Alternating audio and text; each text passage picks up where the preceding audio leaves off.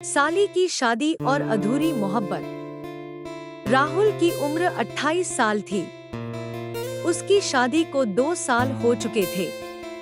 उसकी पत्नी पूजा बहुत समझदार और प्यार करने वाली थी। दोनों की जिंदगी खुशी से चल रही थी। एक दिन पूजा ने कहा, सुनो राहुल, मेरी छोटी बहन निशा अगले महीने हमारे घर कुछ दिनों के लिए रहने आ रही है।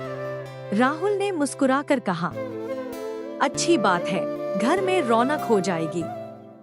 कुछ दिनों बाद निशा उनके घर आ गई। निशा कॉलेज की पढ़ाई पूरी कर चुकी थी। वह हंसमुख, आत्मविश्वासी और बेहद समझदार लड़की थी। घर में उसके आने से सचमुच रौनक बढ़ गई। वह सुबह सबके लिए चाय बनाती, पूजा की मदद करती और पूरे घर को हंसी से भर देती।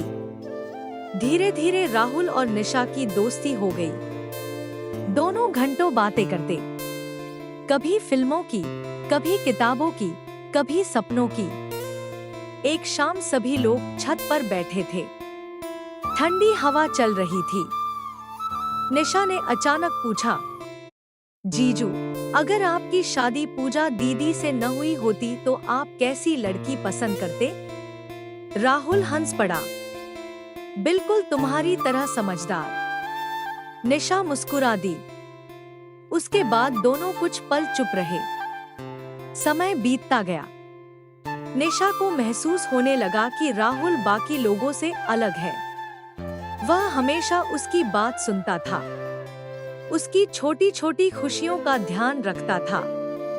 दूसरी तरफ राहुल भी महसूस करने लगा कि निशा की मौजूदगी घर को खास बना देती है।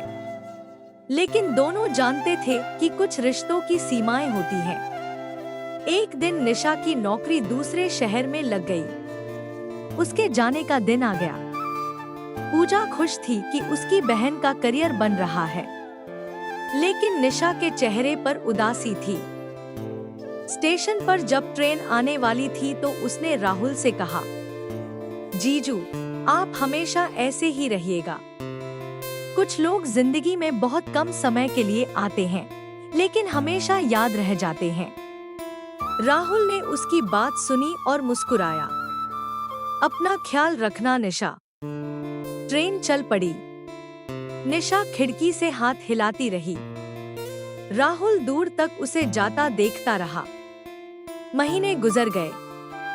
निशा अपने काम में व्यस्त हो गई। फिर एक दिन खबर आई कि उसकी शादी तय हो गई है।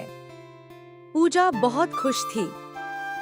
शादी की तैयारियां शुरू हो गई। जब शादी का दिन आया तो पूरा परिवार खुशी से झूम उठा।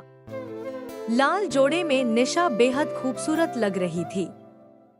फेरे शुरू होने से पहले वह राहुल के पास आई। जीजू, एक बात कहूं? हाँ, आप हमेशा मेरे सबसे अच्छे दोस्त रहेंगे। राहुल मुस्कुराया। और तुम हमेशा मेरी सबसे प्यारी साली। दोनों हंस पड़े। कुछ रिश्ते प्यार से नहीं, सम्मान और यादों से खूबसूरत बनते हैं। निशा की शादी हो गई।